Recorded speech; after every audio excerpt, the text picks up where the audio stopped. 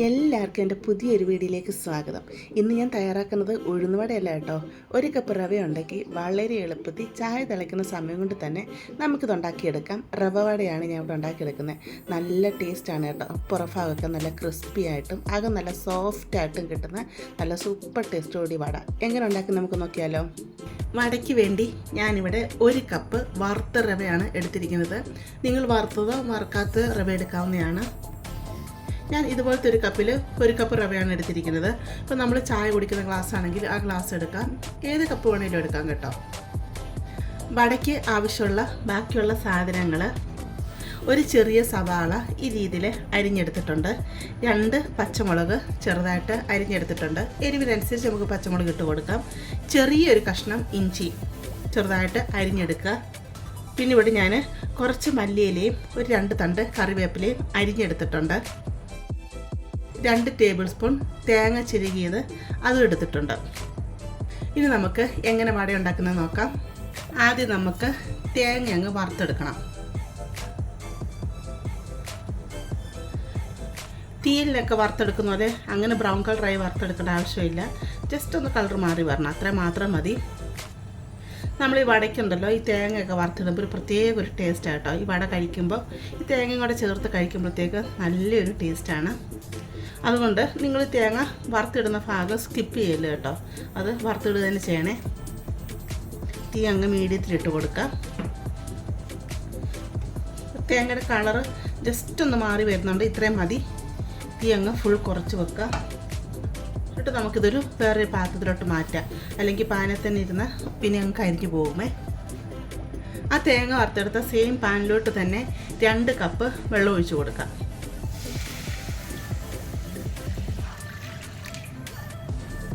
ഞാൻ മുമ്പ് പറഞ്ഞ പോലെ ഞാൻ ഇങ്ങനൊരു കപ്പാണ് എടുത്തിരിക്കുന്നത്. ഈ റവ എടുത്ത സെയിം കപ്പിൽ തന്നെയാണ് വെള്ളം ഒഴിച്ചു കൊടുത്തിരിക്കുന്നത്. വടയ്ക്ക് ആവശ്യത്തിനുള്ള ഉപ്പ് നമുക്ക് ഇട്ട് കൊടുക്കാം.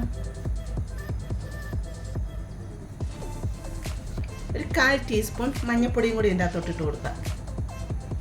നല്ലതായിട്ട് നമുക്കിതിനങ്ങ് ഇളക്കിയെടുക്കാം. അപ്പോൾ മഞ്ഞൾപ്പൊടിയൊക്കെ ഇട്ട് കഴിയുമ്പോൾ വടയ്ക്ക് കാണാൻ നല്ലൊരു ഭംഗിയായിരിക്കും. അതിനുവേണ്ടിയാണ് മഞ്ഞൾപ്പൊടി ഇട്ട് കൊടുത്തത്. മഞ്ഞൾപ്പൊടി ഇട്ട് കൊടുക്കാൻ താല്പര്യമില്ലാത്തവർ മഞ്ഞൾപ്പൊടി ഇട്ട് കൊടുക്കണമെന്നില്ല കേട്ടോ. ഇനി വെള്ളം നല്ലതായിട്ടൊന്ന് തിളച്ച് വരട്ടെ. വെള്ളം ഇവിടെ നല്ലതായിട്ട് തിളച്ച് വന്നിട്ടുണ്ട്. തീ അങ്ങ് കുറച്ച് വെക്കാം. എന്നിട്ട് നമുക്ക് ഈ റവ ഉണ്ടല്ലോ ഇതിലോട്ട് ഇട്ട് കൊടുത്ത് ഇളക്കി കൊടുക്കുകയൂടെ ചെയ്യാം കേട്ടോ. റവ ഇട്ട് കൊടുക്കുമ്പോൾ തന്നെ ഇളക്കി കൊടുത്തുകൊണ്ടിരിക്കണേ.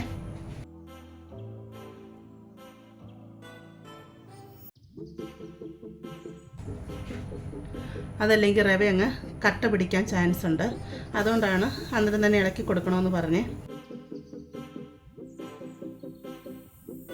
ഇതിൽ വെള്ളമൊക്കെ ജസ്റ്റ് ഒന്ന് വറ്റി വരുന്ന പോലെ ആവണം. കണ്ടോ, വെള്ളത്തിൻ്റെ അത് മാറി കുഴഞ്ഞ പോലെ ആയില്ലേ. ഈ സമയത്ത് ഇതിലോട്ട് നമ്മൾ അരിഞ്ഞു വെച്ചിരിക്കുന്ന സവാളയും പച്ചമുളകും ഇഞ്ചി ഇട്ട് കൊടുക്കാം. കറിവേപ്പില മല്ലിയില ഇപ്പോൾ ഇട്ട് കൊടുക്കേണ്ട ആവശ്യമില്ല.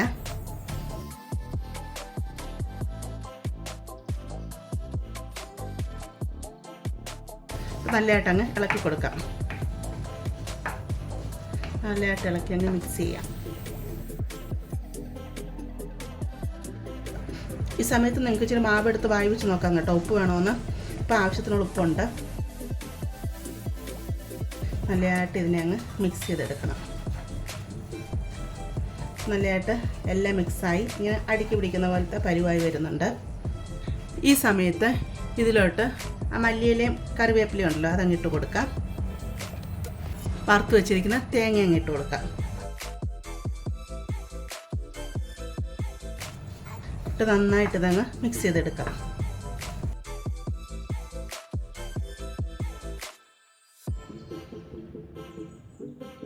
കാരണം നല്ലതായിട്ട് ഇത് മിക്സ് ചെയ്തെടുത്തിട്ടുണ്ട്.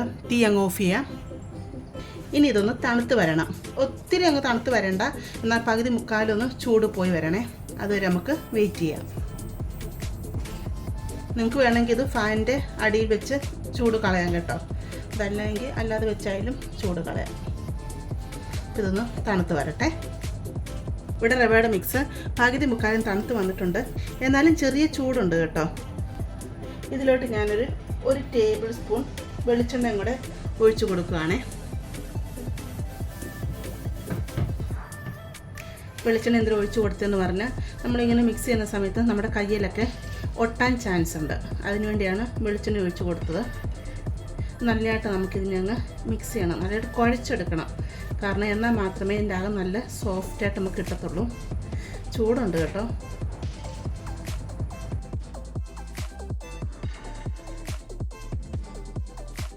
മാവ് ഇവിടെ നല്ലതായിട്ട് കുഴച്ചെടുത്തിട്ടുണ്ട്. കയ്യിലോട്ട് ശകലം വെള്ളം നനച്ച് കൊടുക്കുക.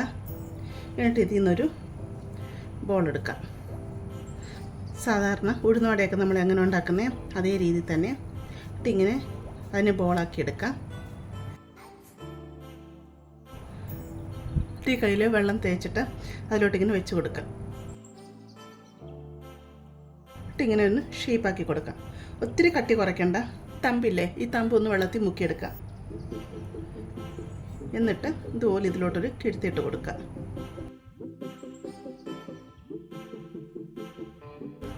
ഇതിങ്ങനെ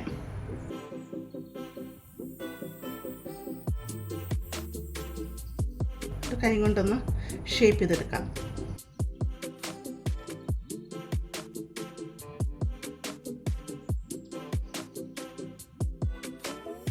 ഈ രീതിയിൽ ഉഴുന്നുവട പോലെ ഷേപ്പാക്കി എടുത്തില്ലേ. ഇവിടെ ഞാൻ ഒരു പാത്രം അടുപ്പത്ത് വെച്ച് കൊടുത്തിട്ടുണ്ട്. പാത്രം ചൂടായി വന്നിട്ടുണ്ട്. ഇതിലോട്ട് ആവശ്യത്തിനുള്ള എണ്ണ ഒഴിച്ച് കൊടുക്കാം. എണ്ണ ഒന്ന് ചൂടായി വരട്ടെ. എണ്ണ ഇവിടെ ചൂടായി വന്നിട്ടുണ്ട്. വട ഇതിലോട്ട് ഇട്ട് കൊടുക്കാം.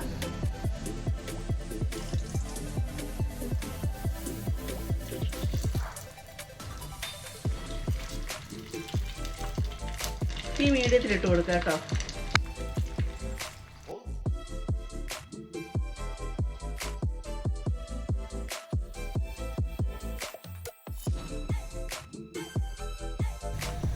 ആദ്യത്തെ വട വറുത്തെടുക്കുന്ന ടൈമിൽ കുറച്ച് താമസമായിട്ട് തോന്നും. കാരണം എണ്ണയൊക്കെ നല്ല ചൂടായി വരണ്ടേ. അത് രണ്ടാമത്തെ ട്രിപ്പ് തൊട്ട് പെട്ടെന്ന് അങ്ങ് ഫ്രൈ ആയി വന്നോളും. അതിന് നിങ്ങൾ ആദ്യത്തെ ട്രിപ്പ് അങ്ങ് തീ കൂട്ടിയിട്ട് കൊടുത്താൽ മതി. നല്ലതായിട്ട് ഫ്രൈ ആയി വന്നിട്ടുണ്ട്. നമുക്കിത് കോരി മാറ്റാം.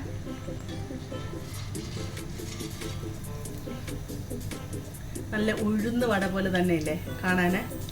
അങ്ങനെ നമ്മുടെ റവ വട റെഡി ആയിട്ടുണ്ട്.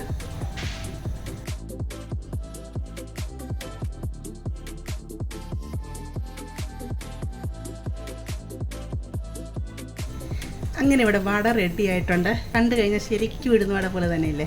നല്ല ടേസ്റ്റോട് കൂടി ക്രിസ്പി ആയിട്ടുള്ള വട റെഡി ആയിട്ടുണ്ട്. കണ്ടോ സൗണ്ട് കേട്ടോ? അത്ര നല്ല ക്രിസ്പിയാണ്. ഞാൻ മുറിച്ച് കാണിച്ചു തരാം.